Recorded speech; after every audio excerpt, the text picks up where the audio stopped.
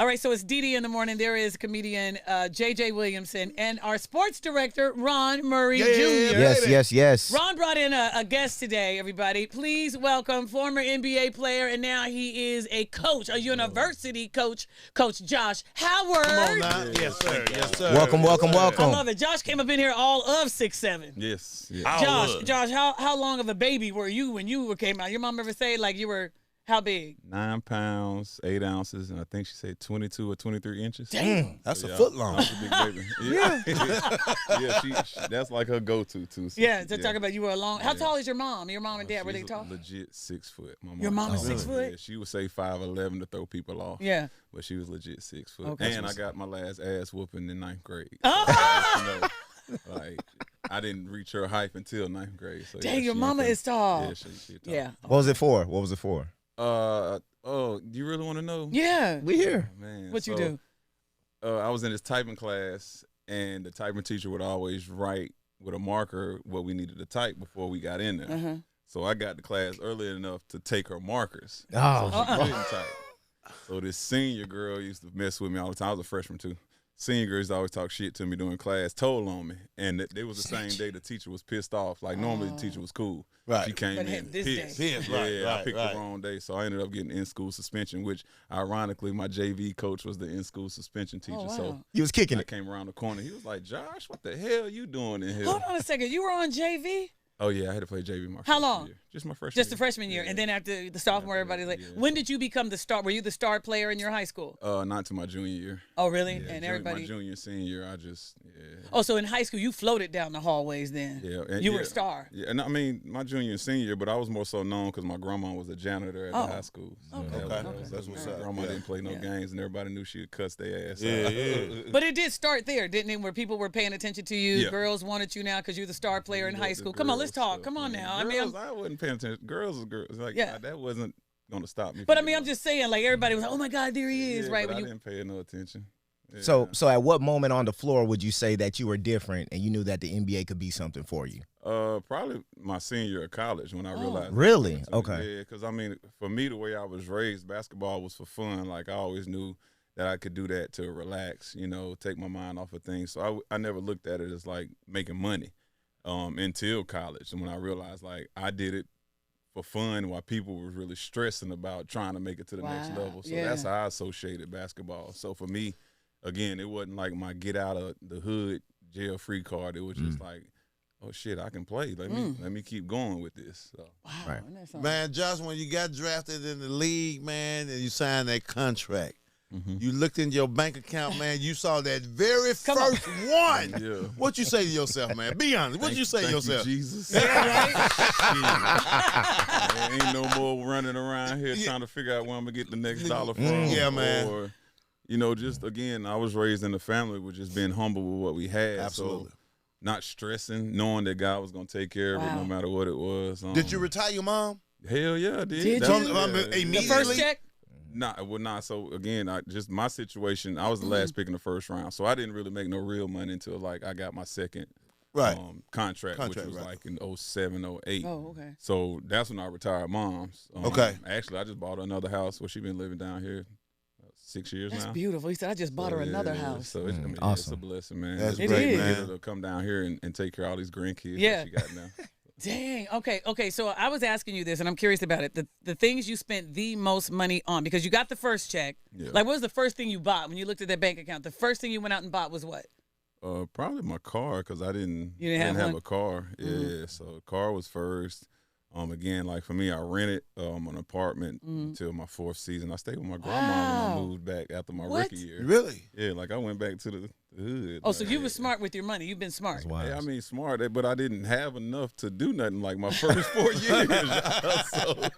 so after the first 3 years, then it was like, okay, I can spend a little Right. bit. Yeah. So, Okay. Because you're transitioning to a whole new lifestyle at that point. So Yeah. talk about that NBA life, and now you're a coach at UNT-Dallas. So just go into that, and has there been a moment yet where it's almost like you're coaching yourself a little bit now that you're the coach at this point and you see a player that has something inside of you? Oh yeah, definitely. And like you say, I learned it from my NBA life, understanding the trials and tribulations, what got me better in certain situations, and what I stayed away from that I knew could make me worse.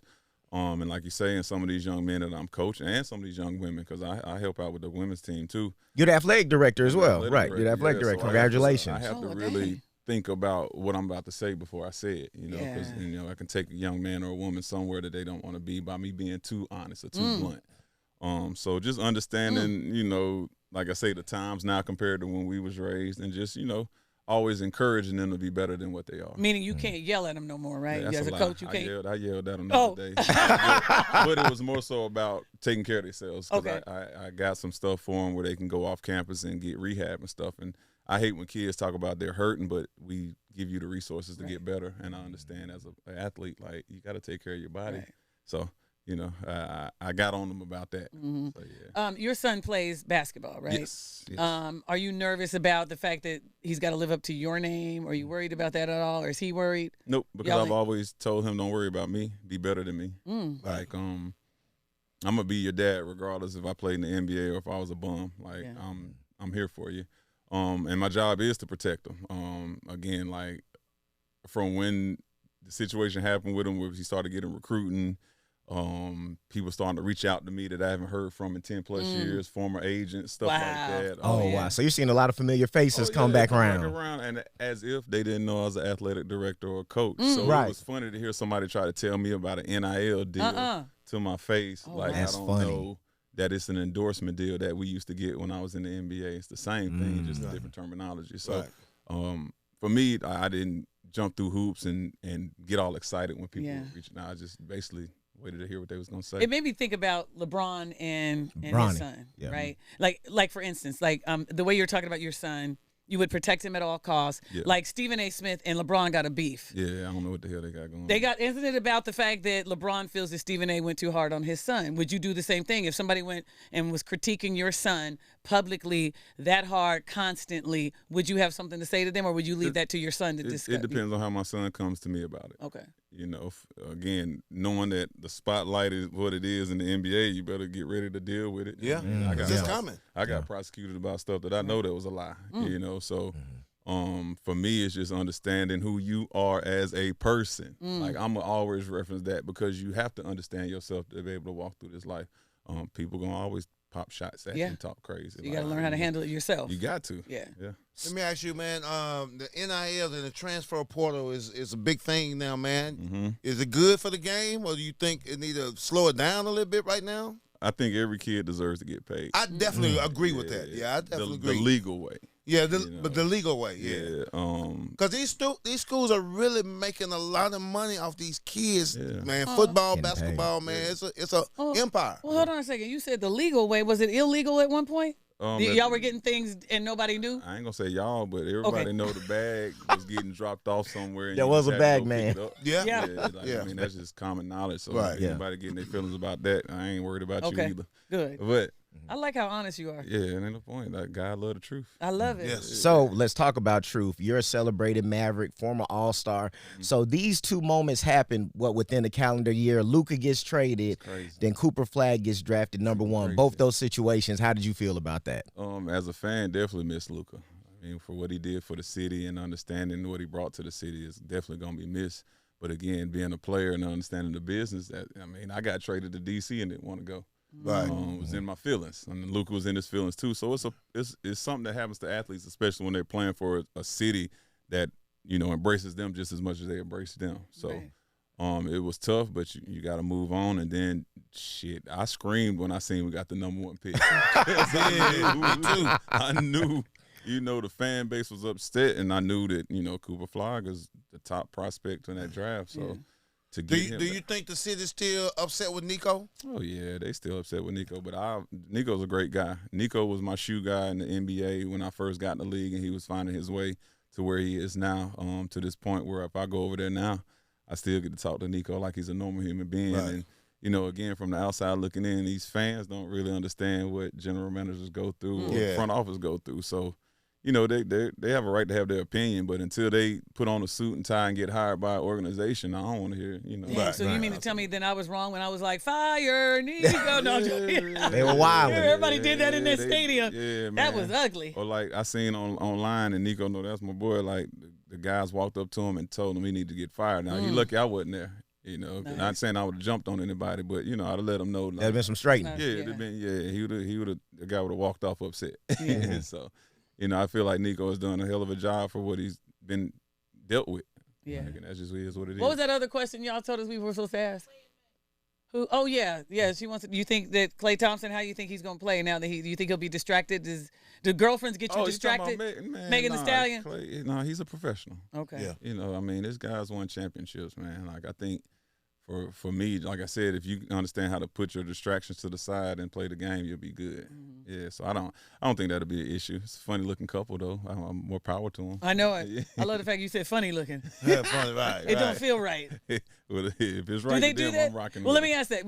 Did they ever do that to you, where they wanted to put you with somebody because it would be a great publicity situation? I would say yeah, but I didn't pay attention to it. Really? Because it wasn't in my cup of tea. Like, say, for instance, I went through my DMs about a month ago and seen that I got invited to be on The Bachelor. Oh, wow. Oh, wow. Is that right? But it was in 19. That's how long the DM was. Oh, wow. So You didn't. Shit, I missed that boat. Goddamn. Would you have done it? I'd probably not, because I mean, for me, I'm more a realist. Like, not saying that reality TV isn't real, but that's not me. Can you imagine the season of The Bachelor starting with you pulling up in a box Chevy? It would have been hilarious. What? Pulling up in the hold box on. Chevy? Carlos Booze, what's his name? Yeah. What's his Oh, name? Boozer? Yeah, he's on a show like he's got some kind of show I watch where he's looking for love. Yeah. Oh heard yeah, I about seen. I saw show, that. too. I saw that. I think he found it. I think he found a girl on the show that he's still messing Really? with. Yeah. Oh, that's awesome. Because I saw it popped up on my Instagram. I was like, wow, they found each other on a show. See stuff like that. I would still want to figure out backgrounds, what you got going on outside of the TV. Because this is television, yeah. Yeah, you never know what front a person's putting on. Yeah. So let's talk about top 3 things you spent a lot of money on. Coming back to this. Yeah, come on, tell me, what is it? Tell everybody, I want to know. Jewelry. I still got a lot of my jewelry. How much money you think you spent on jewelry? Millions. I mean, millions? It's probably, yeah. I mean, No. probably like $1 million or $2 million. So you got some Ice Age necklaces in the storage right now. Yeah, I got rid of those things. Yeah, I was able to sell those. Okay. But yeah, So jewelry, cars. That was really it. Now what? Oh, and I guess you could say clubbing. I ain't gonna get specific, but clubbing. You went to a lot of strip clubs. I ain't get specific. When you walk in the strip club, they follow behind you. Hell no, that's roaches. Okay. Talk. I'm on it now. Since we're talking about strip clubs, I would rather sit down, eat my food before anybody come over there and shake their tail. Yeah, I got you. Okay. What's your favorite meal? Like, tell me what you like to eat. My mom's lasagna. Okay, mama make lasagna. Anything I put on the grill. Oh, you know how to grill? Yep, I grilled yesterday. Oh, Slow come on. and low? Hold on a second. I had a barbecue grill off, and our producer, Shout out Breeze. won. I need to come over there Yeah, and cook with my Breeze. sister came in and he think he's as good. He think he has the best. See, that's positive right there. Oh, when you know Lord. that. Okay, we're going to have another one. You got to get in it then, Josh. So, Josh, pull you're also the head coach at UNT-Dallas, what we talked about. So just talk about your coaching style and the program you're building, and then when you do knock on somebody's door, what can they expect when you're trying to recruit their student athlete or, their child or whatever? Well, at UNT-Dallas, just trying to establish a philosophy of just coming to play no matter what the situation is. Understanding that we do want to form some type of brotherhood because we are a new university down here, and we want to have our alumni come back and show support throughout the years, especially after I'm gone. And just being able to, have something that the great city of Oak Cliff, USA can lean I know on. that's Oak Cliff, right. fact, yeah. And outside of Paul Quinn, just have another university down there that those young men and women can really turn to and say, hey, I might want to go to school here. So that's really the main reason why I'm doing this, because I don't have to do this. It's more so for me giving back, reaching one, teaching one, all the cliches that go towards helping your community be great. Do you ever get out on the floor with them a little Josh bit? is in here talking. Let me go see what this contract looked like. This man here is played back. When was your last contract? Shoot. Where? Yeah, let me look this up. You made a lot of money in the NBA, huh? I made enough, yeah. I know that's right. I wasn't no crazy. You ever notice that people who make a lot of money, they don't come around looking like they make a lot of money? Y'all try to be like really inconspicuous. Yeah. See what I got on? Everything's free. I got on. Oh, damn. Yeah, that's Everything. You know what I mean? Look at JJ. Even the rubber band. Damn, a bracelet. Yeah. See, rich people. Yeah, Rich people. I love it. It be us walking Hey, around man, broke yeah. as hell with everything Y'all ain't designer. broke. No. I got some designer stuff. I just You just, don't yeah. get nothing out of it. Look, he got a regular, he just got a nice chain and everything. I Where's love Jay, it. Where's Jay Cruz with all his stuff on? Man, can you please teach him? Yeah, Jay, He needs some help. Jay good. That's my guy. I see him Yeah. outside. Yeah, that Hey. dude, he would wear everything in his jewelry box. Hey, man, so LeBron, what, maybe 2 more years, maybe? I'm thinking in the league. Who's the next face in your mind? Wemby. Okay. Anthony Edwards, even though he doesn't want it. Yeah. I like Fox. Dan Fox? Okay.